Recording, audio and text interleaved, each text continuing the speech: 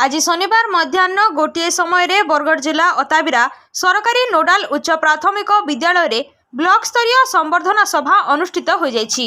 Block प्राथमिक शिक्षक संघ तरफरु एही कार्यक्रम में अताबिरा गोष्ठी शिक्षा अधिकारी मिश्राणी कुंभार, अतिरिक्त गोष्ठी शिक्षा अधिकारी तपन दास, कार्तिक बाग, रवींद्र साहू, अताबिरा ब्लॉक प्राथमिक शिक्षक संघर सभापति पूर्णचंद्र बेहेरा प्रमुख जोगदी जिला शिक्षा अधिकारी श्रीजुक्त मित्रभानु कच्छपଙ୍କୁ अवसरकालीन संबर्धना प्रदान करथिले।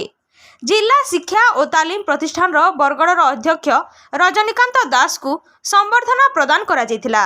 एही कार्यक्रम में ब्लॉक रे कार्यरत समस्त प्राथमिक विद्यालय और उच्च प्राथमिक विद्यालयर शताधिक शिक्षक शिक्षयित्री 14टी सेक्टर सीआरसीसी प्रमुख उपस्थित थिले। ट्रेनिंग बैठक करिसथि जेहेतु सेटा मो ज्ञान परिसर भितर रहिछि बोली मो सेटा कहछि। Now the age is changing day by day, but the improvement is not running. आमे गोटे कथा देखिबा हमकु जो शिक्षक माने जते बेले पाठ पढौतले ताकर जो गोटे तरीका थिला जो स्किल थिला वर्तमान धीरे धीरे डायनामिक वे जाउछि।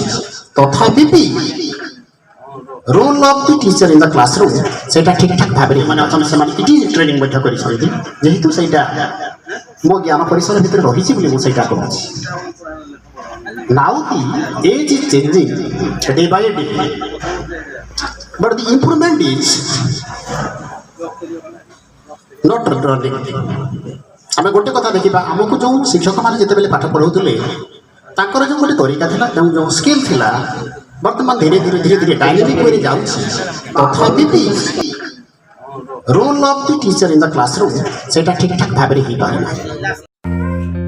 हमर चैनल को जदि सब्सक्राइब करि नाहंती ताकू सब्सक्राइब, लाइक और शेयर करिनियंतु एवं बेल आइकन को दबाई दियंतु। ताहेले अंचलर समस्या और गुरुत्वपूर्ण भिन्न भिन्न खबर आपण माने देखि परिबे।